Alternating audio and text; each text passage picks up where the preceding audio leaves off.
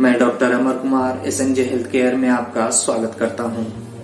आज हम बात करेंगे डायबिटीज के बारे में, जैसे डायबिटीज क्या है, डायबिटीज के काउज एंड सिम्टम्स, डायबिटीज के प्रकार अर्थात types of diabetes, precautions of diabetes and उपचार अर्थात ट्रीटमेंट के बारे में। तो सबसे पहले हम जान लेते हैं मधुमेह है क्या, डायबिटीज है क्या। मधुमेह की बीमारी को डायबिटीज और शुगर भी कहा जाता है। ये बीमारी आनुवांशिक भी होता है और खराब जीवन शैली के कारण, खराब जीवन शैली अर्थात लाइफस्टाइल के कारण भी होती है। मधुमेह के मरीजों को अपने खाने पीने का विशेष ध्यान रखना चाहिए, क्योंकि मधुमेह के मरीज का ब्लड शुगर लेवल का न तो सामान्य से अधिक होना ठीक है, न ही सामान्य से कम होना ठीक है। ऐसे में इसकी जांच कर लेवल का पता लगाते रहना चाहिए। अगर मधुमेह का लेवल बहुत ज्यादा बढ़ गया है या फिर बहुत ज्यादा कम हो गया है तो दोनों ही स्थिति में मरीज की सेहत पे खतरा मंडराता रहता है। ये दोनों ही परिस्थितियां जानलेवा होती है। डायबिटीज है क्या? जब शरीर के पैनक्रियाज में इंसुलिन की कमी हो जाती है, मतलब कम मात्रा में इंसुलिन पहुंचता है, तो खून में ग्लूकोज की मात्रा ज्यादा हो जाती है। इस स्थिति को डायबिटीज कहते हैं। इंसुलिन की बात करें तो यह एक तरह का हार्मोन है जो शरीर के भीतर पाचन ग्रंथि से बनता है। इसका काम भोजन को ऊर्जा में बदलना होता है। ऐसे में इस बात का विशेष ध्यान रखना चाहिए मधुमेह के मरीज कब और क्या खा रहे हैं। इससे ब्लड शुगर का लेवल नियंत्रित रहता है। इसके लिए डॉक्टर दवाएं देते हैं और कई घरेलू नुस्खे भी आजमाए जा सकते हैं, जिसकी मदद से मधुमेह को नियंत्रण में रखा जा सकता है। अब हम बात कर लेते हैं काउज एंड टाइप्स के। टाइप्स 1 मधुमेह के कारण क्या है? प्रतिरक्षा प्रणाली अर्थात इम्यून सिस्टम गलती से पैनक्रियाज में बीटा सेल्स ऑफ पैनक्रियाज पर अटैक कर देती है और इन्हें नष्ट कर देती है, जबकि कुछ लोगों के जीन्स इस मामले में भूमिका निभाते हैं, जिसके चलते इंसुलिन का उत्पादन नहीं हो पाता है। डायबिटीज 2 मधुमेह के कारण इससे थोड़ा अलग है। इसके पीछे का कारण इंसुलिन प्रतिरोध रेसिस्टेंट होता है।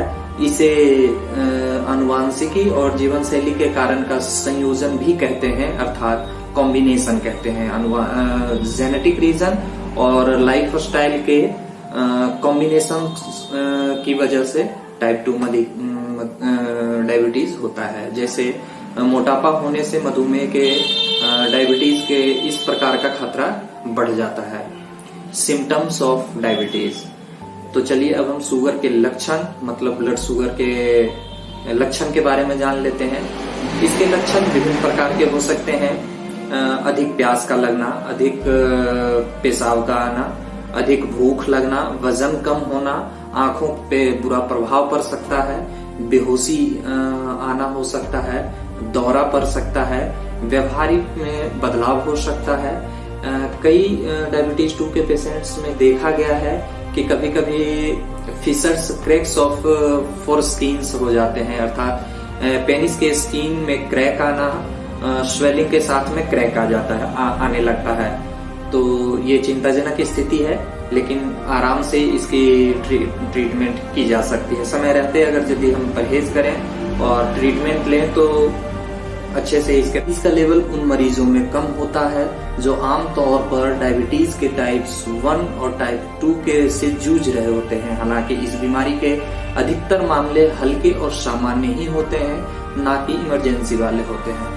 अब हम बात कर लेते हैं डायबिटीज के कारण किन अंगों पर क्या असर पड़ सकता है।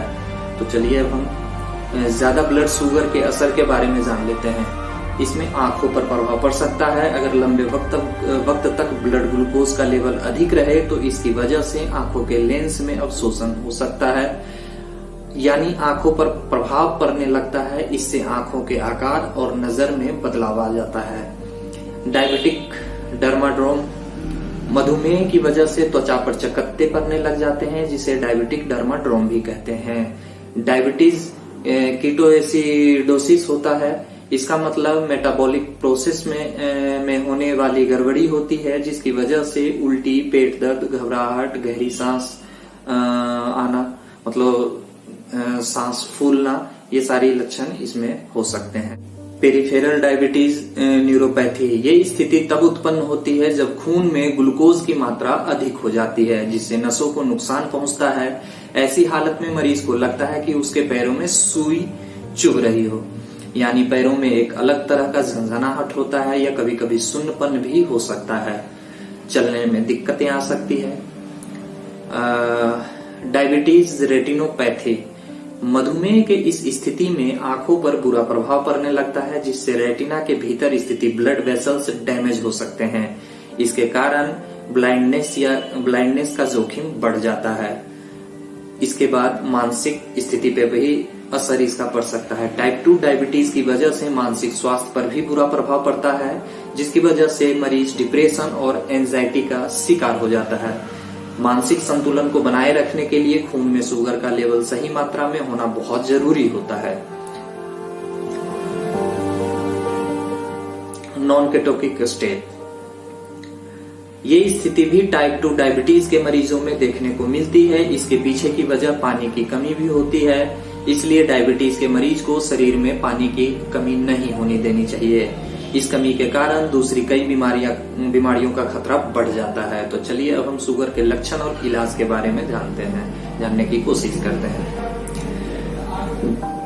डायबिटीज के लक्षण और निदान के बारे में जानना मरीजों के लिए बहुत ज्यादा जरूरी होती है, ताकि मधुमेह की डायबिटीज की वक्त पे पहचान हो सके और इसके इलाज आसानी से की जा सके। मधुमेह के मरीज का मीठा खाने का अधिक मन करता है, तो ऐसे में परिवार को इस बात का ध्यान रखना चाहिए कि मीठा ना खाएं। इसके साथ ही जीवन शैली, लाइफस्टाइल का भी पूरा ध्यान रखना बनता है। अब मधुमेह के लक्षण के बाद इसके इलाज के बारे में जानना जरूरी होगा। मधुमेह यानी डायबिटीज के इलाज के जरिए खून में मौजूद शुगर के स्तर को नियंत्रित किया जा सकता है, ताकि इससे होने वाली जटिलताओं को रोका जा सके। पोषण, डायबिटीज के टाइप 1 और टाइप 2 में न केवल खाने से जुड़ी जानकारी का ध्यान रखना होता है, बल्कि इस बात पर भी जोर देना होता है कि खाना कब और कितना खाना चाहिए। शारीरिक गतिविधि, डायबिटीज के टाइप 2 से बचाव के लिए शारीरिक गतिविधियां करना बहुत जरूरी होता है, जैसे एक्सरसाइज कर सकते हैं। इससे मधुमेह नियंत्रण में रहता है। इसके साथ ही हृदय रोग और ब्लड शुगर से जुड़ी जटिलताओं को भी रोकने में मदद मिलती है। कुछ मेडिकेशंस होते हैं टाइप 2 डायबिटीज के मरीज के लिए। केवल शारीरिक गतिविधियां और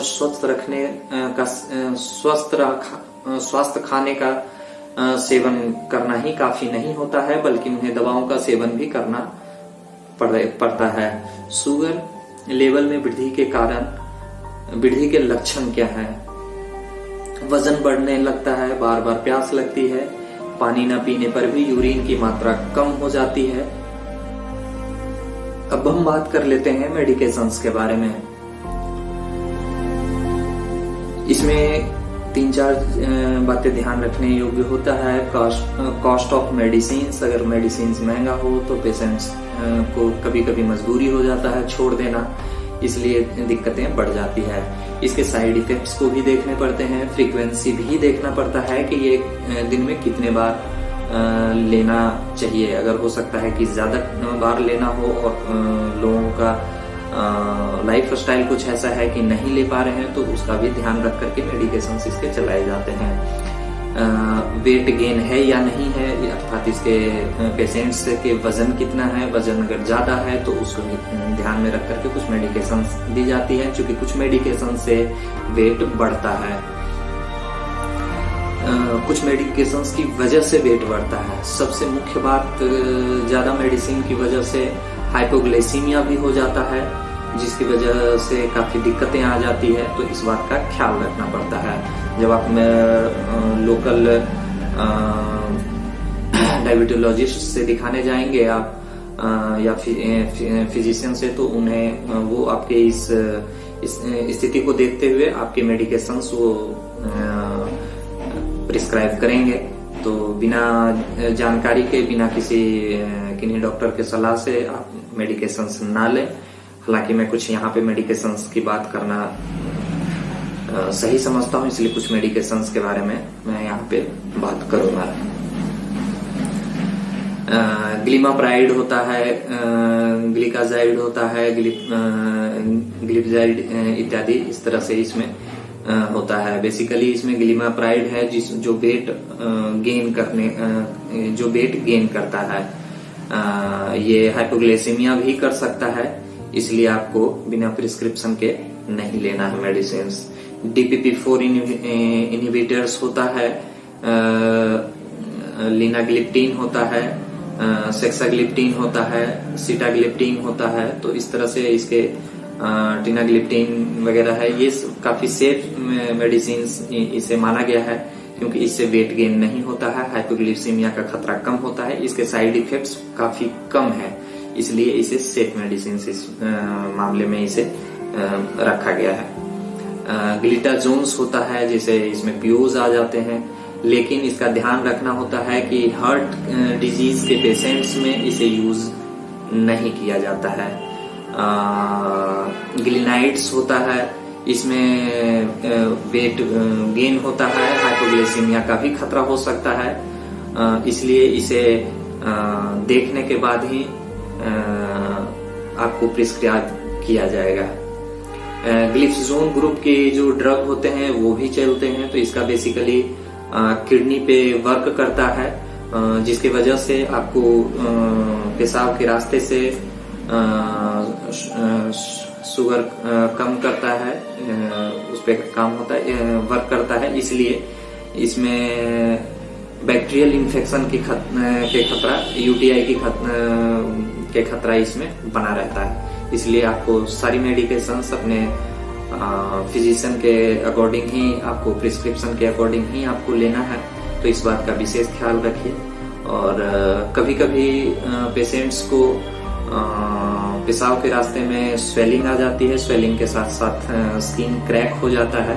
इस स्थिति में मेडिसिन किसी और ग्रुप का चेंज करके आपको ट्रीटमेंट किया जा सकता है। कुछ एंटीबैक्टीरियल और एंटी फंगल मेडिसिन उसके लिए दी जा सकती है, कुछ सॉप्स यूज की जा सकती है, और कुछ एंटीबैक्टीरियल क्रीम यूज किया जा सकता है। आपको समय रहते अगर इसका ट्रीटमेंट कराते हैं तो 15 से 20 दिन के समय में इसकी परेशानी आपको दूर हो जाएगी। कभी कभी ये बहुत ज्यादा जटिल समस्या बन जाता है, जब बिल्कुल उसमें हार्डनेस हो जाता है, स्किन बहुत हार्ड हो जाता है, और उसे छूने पे बैक अगर स्किन को कर रहे हैं तो उसमें दरार फट जाता है, उसकी ब्लीडिंग होने लग जाती है, तो उस स्थिति में आपको सर्जरी का सहायता लेना पड़ सकता है। आपके डॉक्टर सर्जरी का सलाह दे सकते हैं, तो उस स्थिति में उसे सर्जरी का हटाना ही सबसे बेस्ट ट्रीटमेंट में आता है। तो समय रहते आप अपना ट्रीटमेंट सही तरीके से लेंगे तो आपको बेहतर रिजल्ट भी मिलेगा। डायबिटीज पेशेंट को डाइट चार्ट फॉलो जरूर करना चाहिए। कुछ अंकुरित चना यूज कर सकते हैं। 1 गिलास पानी में आधा चम्मच मेथी पाउडर डालकर पिया जा सकता है। शुगर फ्री चाय ले सकते हैं, साथ में 1-2 हल्के शक्कर वाले बिस्कुट ले सकते हैं। नाश्ता ब्रेकफास्ट में आधी कटोरी अंकुरित अनाज और 1 गिलास बिना क्रीम वाला दूध ले सकते हैं। एक छोटा फल या 1 गिलास नींबू पानी भी ले सकते हैं।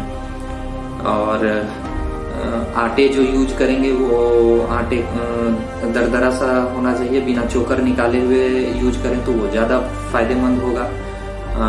बिना क्रीम और चीनी के 1 गिलास दूध पी सकते हैं, मतलब टोन्ड दूध यूज करें वो ज्यादा फायदा रहेगा। एक खास हिदायत, मधुमेह के मरीजों को उपवास करने से बचना चाहिए। रोजाना इस तरह के आप अगर डाइट फॉलो करते हैं तो निश्चित रूप से आपको फायदा होगा। घी और तला हुआ चीज से बहुत परहेज करना ही आपके लिए बेस्ट ऑप्शन रहेगा। सभी सब्जियों को कम से कम तेल का प्रयोग करके नॉन स्टिक कुकवेयर में पकाएं तो वो ज्यादा बढ़िया रहेगा। आप शारीरिक वर्क भी कर सकते हैं, एक्सरसाइज वगैरह कर सकते हैं। सबसे बेस्ट ऑप्शन आपका है सुबह झटक कर चलना। मतलब तेजी से पैदल आप पार्क में मॉर्निंग वॉक कर सकते हैं, उससे आपको काफी फायदा मिलेगा। इसके साथ शुगर के मरीज को प्रोटीन अच्छी मात्रा में व उच्च गुणवत्ता वाला लेना चाहिए। इसके लिए दूध, दही, पनीर, अंडा, मछली, सोयाबीन आदि का सेवन करते रहना चाहिए। डायबिटिक व्यक्ति को हमेशा अपने साथ मीठी चीजें जैसे ग्लूकोज, शक्कर, चॉकलेट, मीठे, बिस्किट आदि रखना चाहिए। यदि हाइपोग्लिसीमिया के लक्षण दिखे तो तुरंत इसका सेवन करना चाहिए। हम इस तरह के हमारे कुछ दिन में वेबसाइट लॉन्च हो जाएंगे, उसमें सारे डिजीज के बारे में और उसके प्रिकॉशंस के बारे में, कुछ ट्रीटमेंट के बारे में आप उसमें पढ़ भी सकेंगे। तो हमारी टीम लगातार काम कर रही है, ये आपको कुछ दिन में आपको वेबसाइट लाइव हो जाएगा, तो उस समय हम उसकी जानकारी भी देंगे। वीडियो आपको अगर अच्छा लगे तो आप लाइक, शेयर और सब्सक्राइब कीजिए। नेक्स्ट वीडियो में हम मिलेंगे फिर किसी और डिजीज के बारे में बात करेंगे, जानेंगे। तब तक के लिए धन्यवाद। लाइक, शेयर और सब्सक्राइब जरूर कीजिए। Thank you.